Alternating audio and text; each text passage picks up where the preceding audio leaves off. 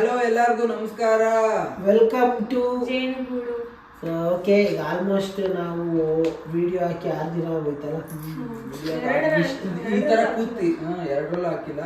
So ಈ ತರ ಸ್ವಲ್ಪ ಬಿಸಿ ಇದ್ವಿ ಅಷ್ಟೇ. ಹೌದು, ಸ್ವಲ್ಪ ಅಲ್ಲ, ತುಂಬಾ ಬಿಸಿ ಇದ್ವಿ. ದಯವಿಟ್ಟು ಎಲ್ಲರೂ ಕ್ಷಮಿಸ್ಬೇಕು, ನೀವು ಬಿಸಿ ಆಗಿರೋದ್ರಿಂದ ವಿಡಿಯೋ ಹಾಕಕ್ ಆಗ್ಲಿಲ್ಲ. ಈಗ ಅರ್ಜುನ್ ಮುಂದುವರಿಸ್ತಾರೆ. ಇನ್ಮೇಲೆ ವಿಡಿಯೋ ಬರ್ತಾ ಇರುತ್ತೆ ಕಂಟಿನ್ಯೂಸ್ ಆಗಿ.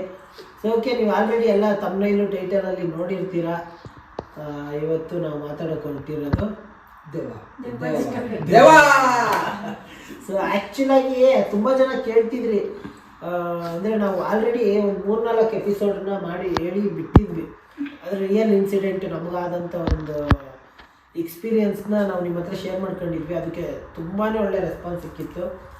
ಮತ್ತೆ ಕೇಳ್ತಿದ್ರಿ ಇನ್ನ ಇದ್ರೆ ಹೇಳಿ ಅಂತ. ಸೊ ನಮ್ಗೆ ಇರ್ಬೇಕಲ್ಲ ಹೇಳಕ್ಕೆ.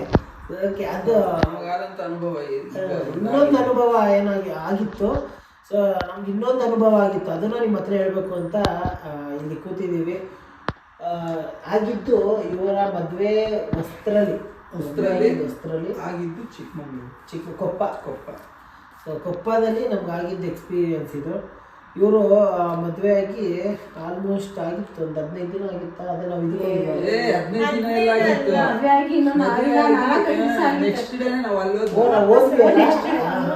ಕರೆಕ್ಟ್ ಅಲ್ಲ, ಅದಾಗಿ 3 ದಿನ ಆಗಿತ್ತಾ. ನಾವು ಅದೇ ಶೃಂಗೇರಿ ಇದೆಲ್ಲ ಹೋಗಿ ಬಂದಾದ್ಮೇಲೆ ಸೊ ಏನಾಯ್ತು ಅಂದ್ರೆ ಫುಲ್ಲು ರಾತ್ರಿ ಆಗ್ಬಿಟ್ಟಿತ್ತು. ನಾವು ಅಲ್ಲೆಲ್ಲ ಎಲ್ಲೋ ಹೋಗಿದ್ವಿ. ನಾವು ಆಕ್ಚುಲ್ ಆಗಿ ಅವತ್ತು ಚಿಕನ್ ಹುಡಿಕೊಂಡು ಹೋಗಿದ್ದು. ಚಿಕನ್ ಏನಕ್ಕೆ ಚಿಕನ್ ಶಾಪ್ ಕ್ಲೋಸ್. ಏನಮ್ಮ ಅವತ್ತು ಎಲ್ಲ ಚಿಕನ್, ಊರಲ್ಲಿ ಎಲ್ಲ ಚಿಕನ್ ಶಾಪ್ ಕ್ಲೋಸ್. ಏನೂ ಇಲ್ಲ ಇಲ್ಲೆಲ್ಲ ಬಂದ್ಬಿಟ್ಟು ಆರಾಮಾಗಿ ಇವರೆಲ್ಲ ಅಮ್ಮವರು ಚಿಕನ್ ನಾನ್ ವೆಜ್ ಎಲ್ಲ ಊರಲ್ಲಿ ಚಿಕನ್ ಅಂಗಡಿನೇ ಇಲ್ಲ ಜಾಸ್ತಿ, ಮಟನ್ ಅಂಗಡಿನೂ ಇಲ್ಲ. ಚಿಕನ್ ಅಂಗಡಿಗಳು ತುಂಬಾ ಇದಾವೆ. ಬಟ್ ಅವತ್ತೊಂದು ದಿನ ನಮ್ಮ ಮನೆ ಬರ ಏನೋ ಎಲ್ಲೂ ಸಿಗ್ತಾ ಇಲ್ಲ. ನಾವೇನು ಅನ್ಕೊಂಡ್ವಿ, ಇವರ ಅಪ್ಪ ಅಂದ್ರೆ ಅಂಕಲ್ ಹೋಗ್ಬಿಟ್ಟು 9 ಗಂಟೆ ಹಂಗೆ ತರೋದು ಚಿಕನ್ ಅವರು. ಸೊ ನೈಟು ಬಿಡು ಸಿಗುತ್ತೆ ಅಂದ್ಬಿಟ್ಟು ನೈಟ್ ಒಂದು 9-9:30 ನಾನು ಅಂಕಲ್ ಹೋಗ್ಬಿಟ್ಟು ಅಷ್ಟೇ. ಇಲ್ಲ 9:30 ಆಗಿತ್ತು. ಅಲ್ಲಿ ಸಿಗುತ್ತೆ, ಅಲ್ಲಿ ಯಾವಾಗಲೂ ಅಂಕಲ್ ತರ ಜಾಗದಲ್ಲಿ ಸಿಗುತ್ತೆ ಅಂದ್ಬಿಟ್ಟು 9 ಗಂಟೆಗೆ ಹೋಗಿದ್ದು ಕರೆಕ್ಟ್. ಅಲ್ಲಲ್ಲ ಫಸ್ಟ್ ನಾನು ಅಂಕಲ್ ಫಸ್ಟ್ ಹೋದ್ವಿ. ಸಿಗ್ಲಿಲ್ಲ. ನಾವೇನು ಪ್ಲಾನ್ ಮಾಡಿದ್ವಿ, ಇವ್ರ ಫಾರ್ಮ್ ಹೌಸಲ್ಲಿ ಅವತ್ತೊಂದು ದಿನ ಅದೇ ಚಿಕನ್ ಎಲ್ಲ ಸುಟ್ಕೊಂಡು ನೀಟಾಗಿ ತಿನ್ನೋಣ ಆ ಥರ ಪ್ಲ್ಯಾನಲ್ಲಿ ಇದ್ವಿ. ನಾನು ಅಂಕಲ್ ಹೋಗಿ ಚಿಕನ್ ತರೋಣ ಅಂತ ಹೋಗ್ತೀವಿ, ಎಲ್ಲ ಕಡೆ ಕ್ಲೋಸು. ಇವರೆಲ್ಲ ರೆಡಿ ಆಗ್ಬಿಟ್ಟಾರೆ, ಗಿಸಾಲ ಎಲ್ಲ ರುಬ್ಕೊಂಡು ರೆಡಿ ಆಗ್ಬಿಟ್ಟಾರೆ. ಅದಾದ್ಮೇಲೆ ಸರಿ ಅಂಕಲ್ ಹೇಳಿದ್ರು, ಅಲ್ಲಿ ನನ್ಗೆ ಗೊತ್ತಿರೋ ಒಬ್ಬ ಫ್ರೆಂಡ್ ಇದ್ದಾನೆ, ಅವನದು ಫಾರ್ಮ್ ಇದೆ ಕೋಳಿ, ಅಲ್ಲೋಗಿ ತರೋಣ ಬಾ ಅಂದ್ಬಿಟ್ಟು ಬನ್ನಿ ಅಂದ್ಬಿಟ್ಟು ಎಲ್ಲರೂ ಎಲ್ಲ ಕಾರಲ್ಲಿ ಹೊರಟ್ವಿ. ಹಂಗಿಂದ ಹಂಗೆ ತಗೊಂಡು ಫಾರ್ಮ್ ಹೋಗ್ಬಿಡೋಣ ಅಂತ ಹೊರಟ್ವಿ. ಅಲ್ಲಿ ಹೋಗ್ತಿದ್ದಂಗೆ ಅಲ್ಲೂ ಅವ್ರ ಫ್ರೆಂಡ್ ಅವತ್ತು ನೋಡಿ ಅವ್ರ ಫ್ರೆಂಡ್ ಅವತ್ತು ಸಿಗ್ಲಿಲ್ಲ ನಮಗೆ.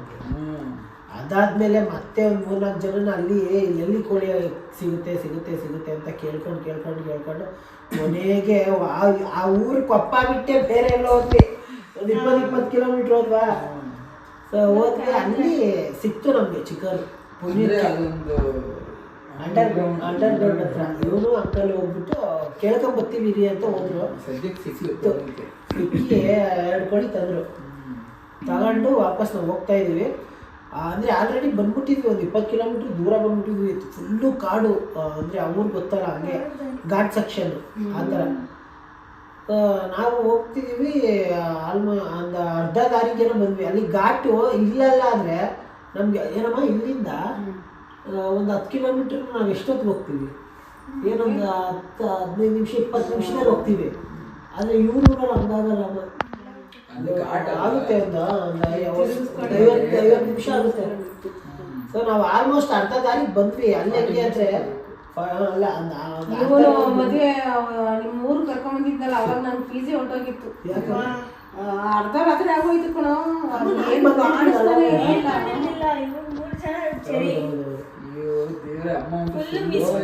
ನ್ಯೂ ಇಯರ್ಗೆ ಕರೆಕ್ಟ್ ನಾನು ಬಂದಿರಲಿಲ್ಲ. ಸೊ ಓಕೆನಾ, ನಾವು ಆಲ್ಮೋಸ್ಟ್ ಅರ್ಧ ದಾರಿಗೆ ಬಂದ್ವಿ. ಬಂದ ತಕ್ಷಣ ಅಲ್ಲಿ ಅಂದರೆ ರೋಡ್ ಸ್ವಲ್ಪ ಚೆನ್ನಾಗೇ ಇತ್ತು ರೋಡು, ಅಂದರೆ ಫುಲ್ ಕಾಡು.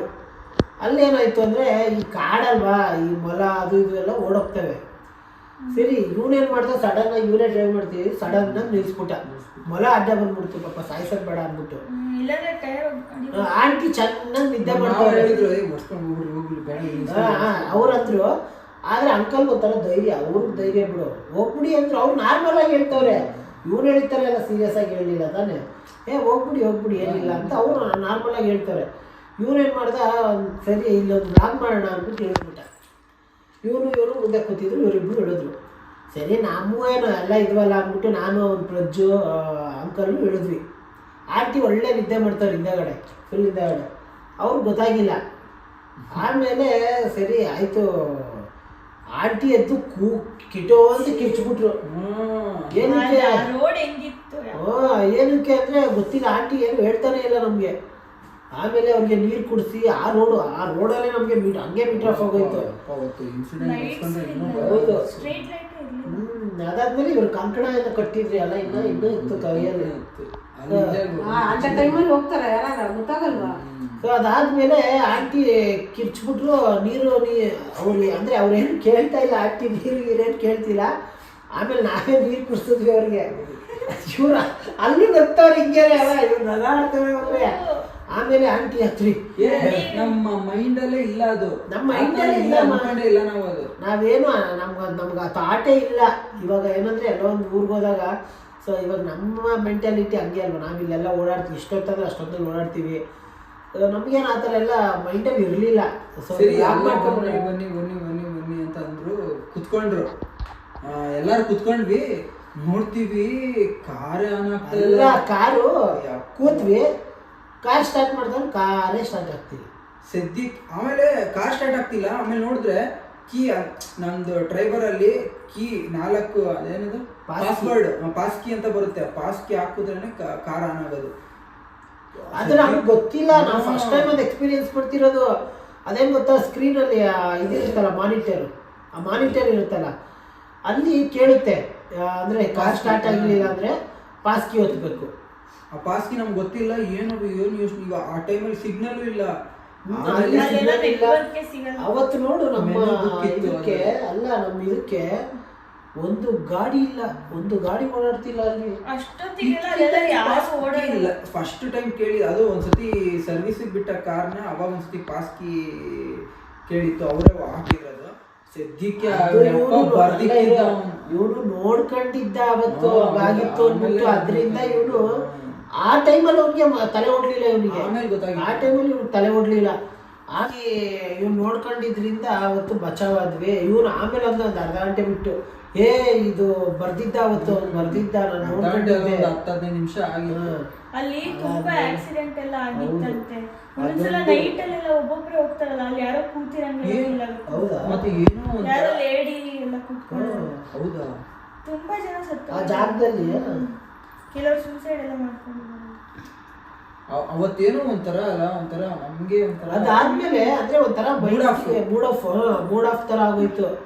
ಆಮೇಲೆ ಇವ್ರು ಫಾರ್ಮ್ ಹೌಸ್ಗೆ ಹೋದ್ಮೇಲೆ ನಮ್ಗೆ ಸ್ವಲ್ಪ ಅಲ್ಲೋಗಕ್ಕೂ ಭಯ ಆಯ್ತು.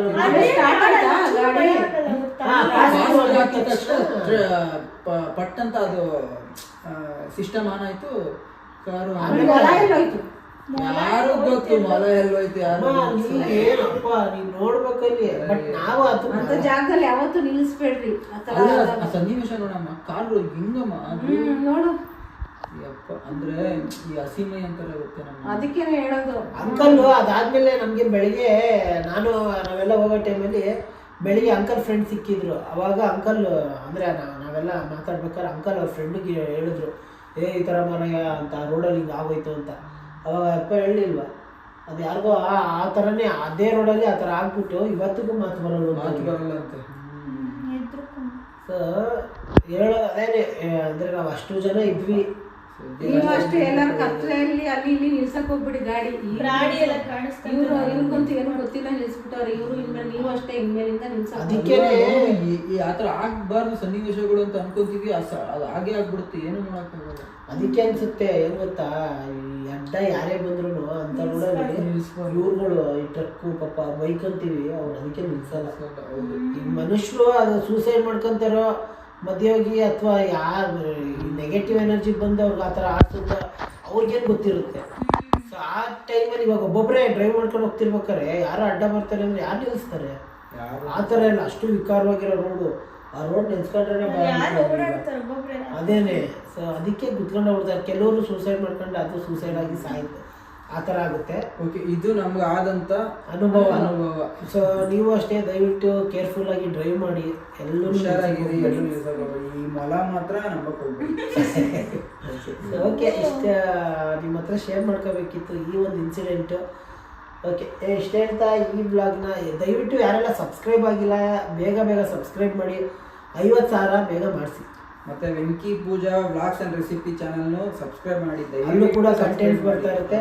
ಸೊ ನೆಕ್ಸ್ಟ್ ಪಾನಿಪುರಿ ಚಾಲೆಂಜ್ ಮಾಡ್ತಿದ್ದೀವಿ ನಾನು ಡ್ಯಾಡಿ. ಇವರು ಇವಾಗ ಸೊ ತಿನ್ನಂಗಿಲ್ಲ, ಅವನು ಅಷ್ಟೇ. ಮನೇಲೆ ಮಾಡೋದು, ಅದು ಔಟ್ಸೈಡ್ ನಾನು ಪಾನಿಪುರಿ ಇಷ್ಟ ಇಲ್ಲ, ಅದಕ್ಕೆ ಡ್ಯಾಡಿ ಮತ್ತೆ ಅರ್ಜುನ್. ನನಗೂ ಇಷ್ಟ ಇಲ್ಲ, ಬಟ್ ಮಾಡ್ಬೇಕಲ್ಲ ಕಂಟೆಂಟ್ ಇದು ಅಂತ ಅಂದಾಗೆಲ್ಲ ಮಾಡಲೇಬೇಕು. ಸೊ ನಿಮ್ಮನ್ನ ಎಂಟರ್ಟೈನ್ಮೆಂಟ್ ನೀನು ಏನಾರ ಮಾಡ್ಬೇಕು ಅಂದ್ರೆ ಮೀನ್ ತಲೆ ಇರುತ್ತಲ್ಲ, ಆ ತಲೆ ಇಷ್ಟಪ್ಪ ತಲೆ ಬರುತ್ತಲ್ಲ ಅದನ್ನ ಮಾಡು. ನಿಮ್ ಡ್ಯಾಡಿಗೆ ನೀನ್ ಸೋಸಕ್ಕಾಗಲ್ಲ.